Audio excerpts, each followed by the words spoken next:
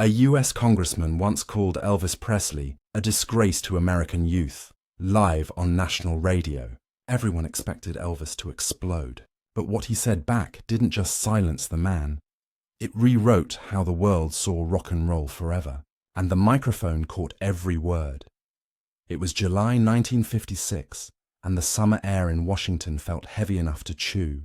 Newspapers screamed about the Presley problem. Church leaders called him a threat. Parents whispered his name like a warning, but kids across the country couldn't stop buying tickets. Inside the Capitol building, Congressman Harold Carmichael, 50 years old, tie always too tight, held a folder stamped Moral Review Committee. His speech, written in thick blue ink, was ready. Elvis Presley is poisoning America's youth. Across town, at Constitution Hall, 10,000 tickets sold in less than 2 hours. Girls lined up in polka-dot dresses, clutching paper fans, sweating in the July heat. They hummed Heartbreak Hotel under their breath. A few boys leaned against light poles, pretending not to care.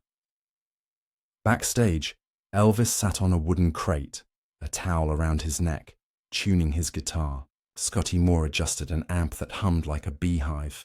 The king was only 21, but already the country wanted to crown him or crucify him.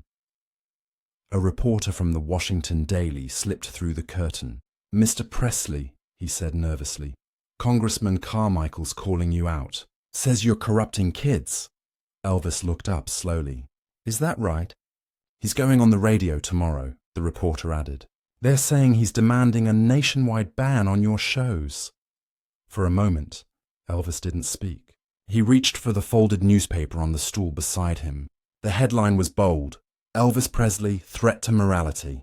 He read it once, then again, before folding it carefully and sliding it into his pocket. "What are you going to do?" Scotty asked. Elvis gave a half smile. "Sing louder," the reporter blinked. "You're not going to respond?" Elvis stood, straightened his collar, and looked toward the stage. "Let the music talk first." At 8:03 p.m., the house lights dimmed. A sea of screams rose as the announcer shouted, "Ladies and gentlemen, Elvis Presley." The first guitar note cracked through the speakers. It hit like lightning. The crowd erupted, hands waving, feet stomping. Camera flashes painted the air white. The balcony trembled with rhythm. For every person cheering, there was someone outside shaking their head, saying this was the end of American decency. But inside, it was the opposite. It was the birth of freedom in sound. Halfway through the show, a flashbulb popped too close. Elvis squinted toward the back of the hall. There, in the VIP section, a tall man in a grey suit crossed his arms and scowled. A small American flag pin gleamed on his lapel. Congressman Harold Carmichael had come to see the danger himself. Elvis didn't flinch. He sang harder. The crowd got louder, and for a few minutes, the congressman disappeared in the thunder of music he couldn't control. When the final chord rang out, people screamed until they lost their voices. Elvis bowed once, whispered, "Thank you kindly," and walked off stage, sweat dripping from his hair. In the hallway, his manager handed him a telegram. "Radio debate invitation. Tomorrow. Wussay Capitol Radio. Congressman Carmichael requests live response." Scotty looked uneasy. "You don't have to do this, man." Elvis wiped his face and smiled faintly. "If they're going to talk about me, they can talk to me." The next morning, across America, millions would turn their radios on, some to hear a boy defend himself, others to watch him fall.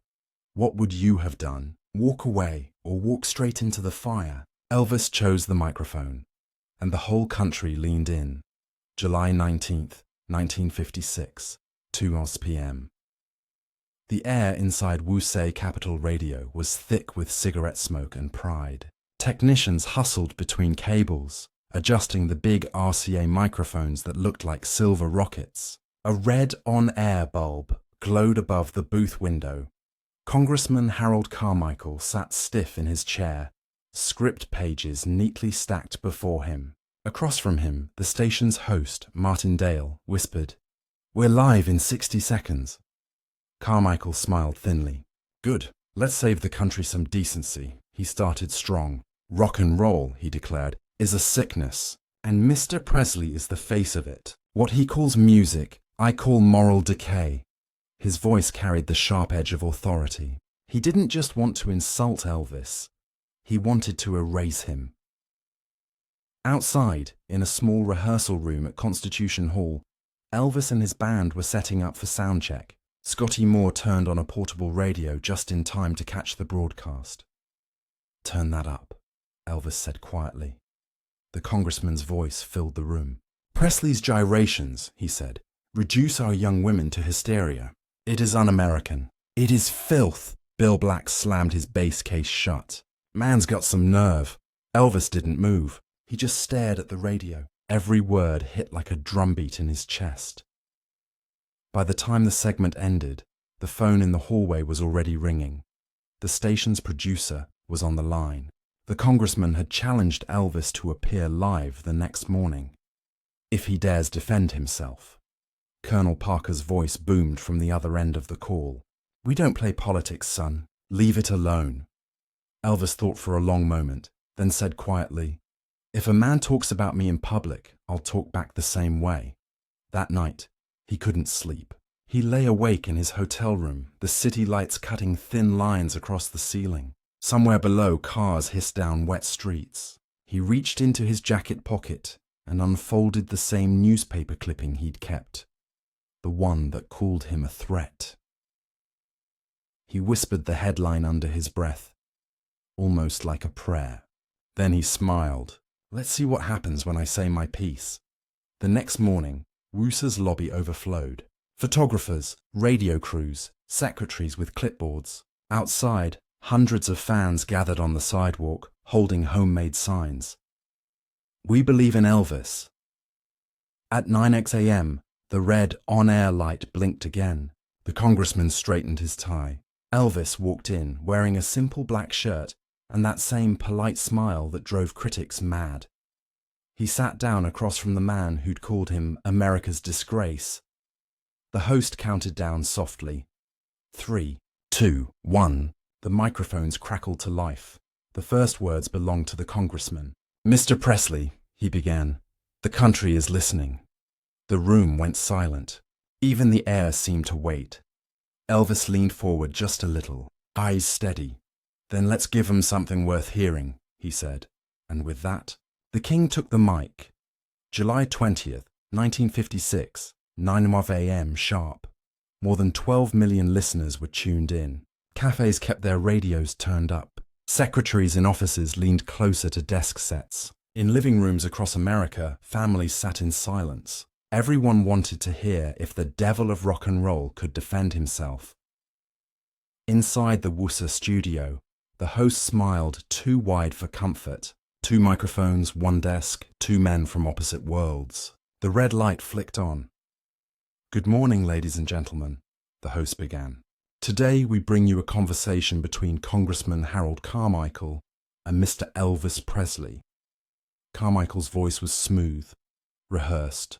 "Mr. Presley, do you believe your twisting and shouting is what our Lord had in mind when he gave us music?" Elvis leaned toward the mic. His fingers tapped once on the table, steady as a metronome.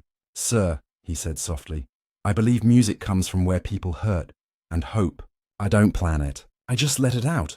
The congressman laughed once. "Let it out? You mean this vulgar display of hips and noise?" Elvis didn't move. "I mean feeling, sir." The host shifted nervously. The silence between them felt longer than any song. Carmichael went for the strike. "Do you think corrupting the morals of millions of children is a feeling worth celebrating?" Elvis looked down, then up. His voice stayed calm. "I never told anyone how to dance. They just moved. Maybe they're tired of sitting still." Outside, on the sidewalks of D.C., crowds gathered around storefront radios. Reporters scribbled notes. Something was happening. Not a fight, but a shift. The congressman pressed harder. "You think shaking yourself half to death makes you a patriot?" That was the spark. Elvis's eyes narrowed just slightly. "I served my country in every way I know, by giving people something to smile about. You ever seen 10,000 folks smile together, sir? It feels a lot like freedom." The host blinked. caught between awe and fear. For a moment, Carmichael froze. His script faltered. Well, perhaps you mistake chaos for joy. Elvis smiled just a little. Then maybe you've never heard joy up close. Phones at the station began to ring, producers waving frantically through the glass. Callers were flooding the lines. Housewives, teenagers, veterans, all saying the same thing. Let him speak. The congressman tried one last jab. Your music makes mothers weep. Elvis's voice dropped to a whisper. My mama cries when I sing too, but she calls it pride. That was it. 10 seconds of silence. No one breathed. The host's hand hovered over the console. Then Elvis leaned in, his voice quiet but sharp. Sir, he said, I sing what they feel but can't say. Those 10 words left the congressman speechless. The red light stayed on. America listened. When the broadcast ended, the phone lines crashed from overload. Outside, fans cheered in the street. Even a few older listeners clapped quietly in their kitchens. By sunset, those 10 words were printed in every major newspaper. No shouting, no anger, just truth, and the sound of a nation starting to understand itself. What would you have said if the world accused you of ruining it? Would you fight back, or speak softly and change it instead? The radio towers carried those 10 words like lightning through the country. By noon, you couldn't walk past a diner or a barbershop without hearing them replayed. I sing what they feel but can't say. It was calm, it was simple, and it was unstoppable. In New York, a CBS executive called it the moment rock and roll grew up. In Memphis, Sam Phillips just smiled and said, that boy finally found his truth. Meanwhile, Congressman Carmichael tried to recover. He called a press conference that afternoon, standing under the bright Capitol lights. Cameras clicked. He read from a prepared note. Mr. Presley's remarks were eloquent. The word caught in his throat. Eloquent. For the first time, the establishment didn't know how to fight him. He hadn't yelled. He hadn't insulted. He'd turned their own questions into mirrors. That night, Elvis was back at Constitution Hall. The line wrapped around the block. Security could barely control the crush of people, teenagers, families, even a few older couples who'd once called him trouble, but now wanted to see the boy who silenced Congress.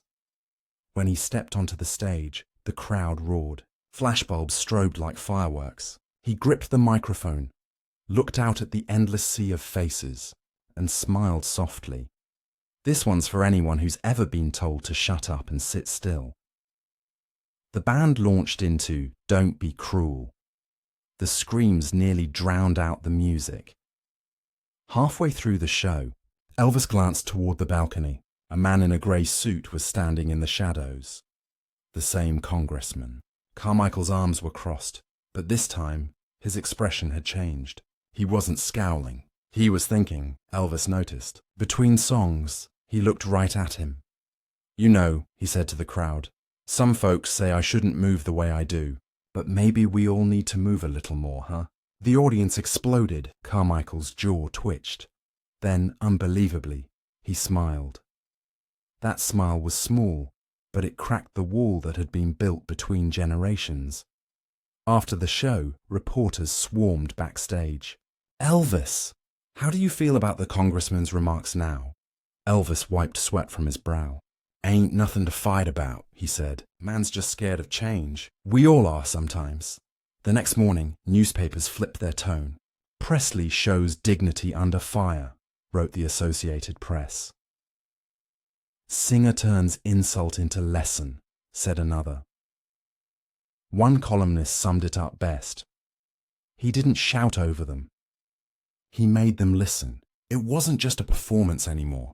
It was transformation. The kind that starts in sound but ends in the soul. Would you have had the patience to stay calm when the world painted you as the villain? Or would you have shouted back and lost the melody? Elvis didn't shout.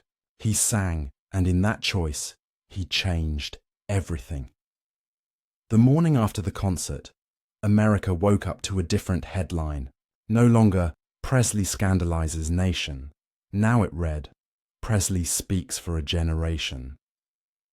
In less than 24 hours, Elvis had turned mockery into movement. His quiet words on that radio had done what even his songs couldn't.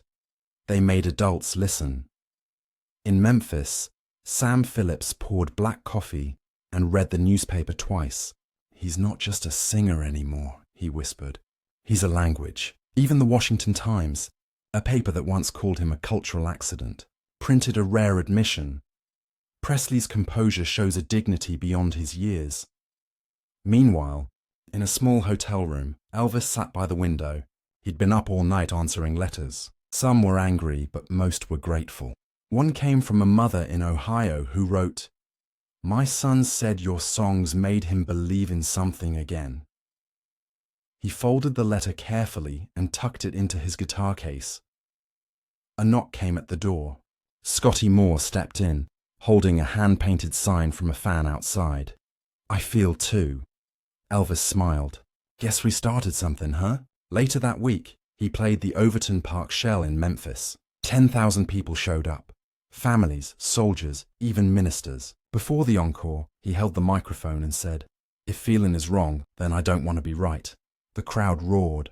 A sea of flashbulbs lit up the night. Somewhere in that crowd stood Congressman Carmichael.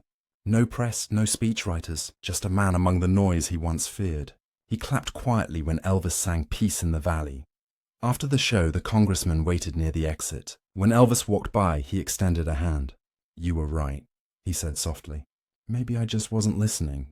Elvis shook his hand without hesitation. "Ain't too late to start." That photo, the handshake between rebellion and respect, ran in every paper the next day. It didn't just mark the end of a feud, it marked the birth of something bigger. Rock and roll wasn't just noise anymore, it was a bridge. Would you have reached back to shake the same hand that tried to tear you down? Elvis did. And that's how legends grow. Not from anger, but from grace. August 12th, 1956. Memphis. The air over the fairgrounds shimmered with heat and noise. It was a charity concert for local veterans, and 15,000 people packed the open arena. Flags waved above the bleachers. Vendors shouted over the crowd. Backstage, Elvis adjusted his jacket while the band tuned up. Scotty peeked through the curtain. "Biggest crowd yet," he said. Elvis nodded but didn't smile. "Let's make it count." When he stepped into the spotlight, the sound hit him like a tidal wave. The first chords of "Don't Be Cruel" echoed off the metal rafters. People screamed so loud, they drowned out the amps. Halfway through the second song, he saw something that froze him mid-step. Front row, center, Congressman Harold Carmichael. No aides, no cameras, no speech notes, just the man who once called him a disgrace, sitting quietly in his seat. Elvis kept playing, but the energy changed. He didn't avoid him. He sang straight toward him. After "Love Me Tender," the crowd began chanting, "One more, one more." Elvis raised a hand to quiet them. "I want to dedicate this next one," he said into the mic, "to anyone who's ever been told they don't belong, or that their music ain't worth hearing." The lights dimmed. The first soft notes of "Peace in the Valley" rolled through the air.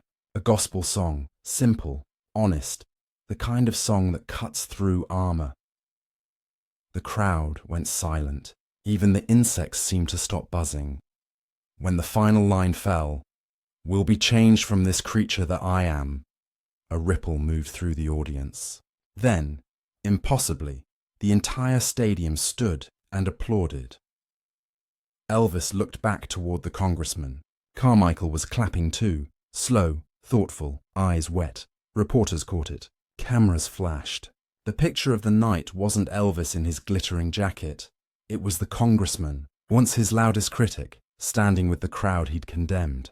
After the show, Elvis was packing up when Carmichael appeared backstage. He extended his hand again. "Mr. Presley," he said quietly, "I came to prove you wrong. But maybe I was the one who needed proving."